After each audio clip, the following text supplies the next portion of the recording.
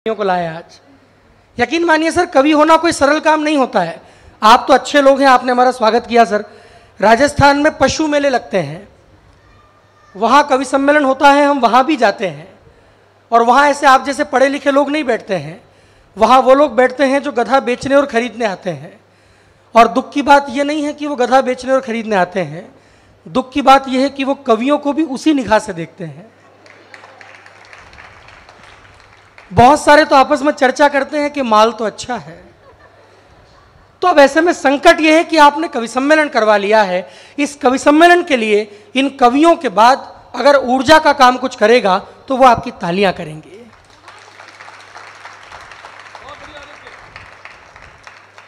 और इसलिए भी तालियां बजाइए सर, क्योंकि उदासी क्या करेगी गर हृदय में हर्ष जिंदा है।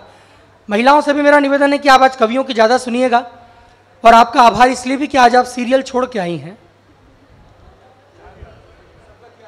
जी, ये अच्छा हुआ सर कि त्याग है, अन्यथा ये वो समय है जब भारत की महिलाएं इस समय नाटक देखती हैं, और ना देखने दो तो नाटक करती हैं। और आश्चर्य की बात यह भी है, आज पूरी कमेटी को बधाई कि इतनी सारी महिलाएं एक साथ बैठी हैं और चुप बैठी हैं। अन्यथा भारत की महिलाओं के बारे में ये कहा जाता है कि वो अपने पति को 2 घंटा लेक्चर देने के बाद ये कहती हैं कि मैंने तो आजकल इनसे कुछ कहना ही छोड़ दिया है। तो आप बस बढ़िया सुनिएगा, ढंग से सुनिएगा, क्योंकि जिंदगी क्या है जुगालियां ही तो है। थोड़ा मंच भी जागो। जिंदगी क्या है जुगालियां ही तो है, सहने को गम खाने को गालियां ही तो हैं। इन कवियों का सम्मान क्या, न पैसा न सोना, आपके इन 2 हाथों की तालियां ही तो है। बस इतनी तालियों में मेरे बच्चे पल जाएंगे, और वो पल जाएंगे जो भी हुए भी नहीं है। कि जिन धर्म में ऐसा कोई जयवंत न हुआ, सागर ने ली समाधि मगर अंत न हुआ। धरती पे जली देह तो अंबर ने ये कहा, गुरुदेव के जैसा कोई भी संत न।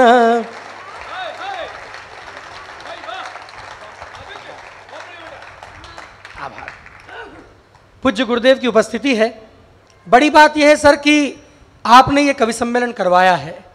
आप चाहते तो कुछ भी कार्यक्रम रख सकते थे, लेकिन अपने समाज के बच्चों को, समाज के बुजुर्गों को आपने यहां तक जोड़ने का काम किया। यह महत्वपूर्ण है, और इसलिए महत्वपूर्ण है क्योंकि आज समाज इस दुर्गति के दरवाजे पे है।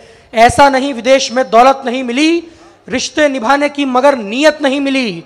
मां मर गई, पड़ोस के आकर जला गए, बेटे को अपने काम से फुर्सत नहीं मिली। तो आइए, आप सबका बहुत बहुत आभार। विशेष आभार संजीव भाई का, जिन्होंने बहुत मेहनत की इस कवि सम्मेलन में हम कवियों का पेमेंट कम करवाने में। हाँ, ये तो सर अद्भुत व्यक्ति हैं। अच्छा, ये क्या शामली का जलवा तो मैंने आते ही देखा था। मैं 4-5 साल पहले शामली से गुजरा था तो गाड़ी बंद हो गई थी, तो मुझे लगा था कि पेट्रोल खत्म हो गया होगा। तो मैंने एक दुकान पर जाके कहा कि टॉर्च दे दो, पेट्रोल चेक करना है। तो वो 2 आदमी दुकान के अंदर गया और माचिस निकाल के ले आया। मैंने कहा ये असली शामली का है। मैंने कहा भाई ये माचिस से पेट्रोल कैसे चेक होगा? बोला साहब चेक करके देखो, नहीं होगा तो आपको पता चल जाएगा। तालियां सबकी नहीं आ रही अभी भी एक साथ, लेकिन संजीव भाई का आभार, और इसलिए आभार पूरी कमेटी का आभार कर रहा हूं सर, क्योंकि उदासी क्या करेगी गर हृदय में हर्ष जिंदा है। सफलता मिल ही जाएगी अगर संघर्ष जिंदा है। यह आधुनिक परिणति हमारा क्या बिगाड़ेगी अगर दिल में प्रभु महावीर के आदर्श जिंदा है। परिचय कराता हूं मैं सबका। आइए, मैं आपका परिचय तब कवियों से करवा देता हूं। इस तरफ आपको जो युवा कवि दिख रहे हैं, ये पिछले 20 साल से युवा कवि हैं। बना रहे क्या सर? जी, विदेश? अच्छा, फ्लाइट है इनकी। चलिए सर, कोई बात नहीं। आइए, संजीव भाई ने मुझे ये दुपट्टा पहनाया। भाभी जी, मेरा संकट ये है कि मैं 27 वर्ष का हो गया हूं, और जिस उम्र में मुझे किसी युवती के हाथों माला पहननी थी, रोज रात ऐसे ही आयोजक आते हैं और ये पहना के चले जाते हैं। और मेरा विवाह नहीं हो रहा है क्योंकि ये सब कवि मुझे डराते हैं। ये गौरव चौहान जी तो मुझे बहुत डराते हैं, कहते हैं कि विवाह मत करना, पत्नी घर का सारा काम करवाती है, बर्तन तक मंजवाती है। आज राहुल भाई ने बताया कि ये फालतू बात है, खाली 5 मिनट लगते हैं।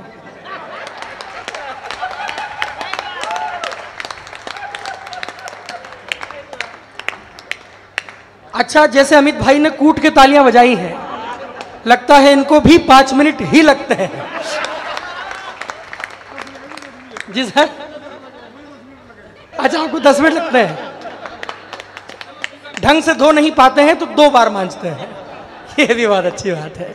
लेकिन आइए मैं पहले कवि को आमंत्रित करूं। आप बढ़िया सुनते ही हैं, थोड़ा मन से सुनिएगा। पहला स्वर जो मैं आमंत्रित कर रहा हूं वो हमारे समाज की बिटिया हैं जो सूरत से हमारे बीच आई हैं। वो आपको क्या सुनाएंगी, कैसा सुनाएंगी, ये मैं आप पे छोड़ता हूं। आप जैन दर्शन सुनिए, श्रृंगार सुनिए, जैसा आपका मन हो।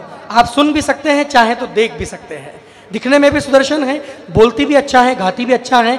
अपने समाज की बेटी जब शुरुआत करे तो उसका स्वागत जरा एक बार दोनों हाथों को उठाइए और जोरदार तालियां बजाकर स्वागत कीजिए सोनल जैन।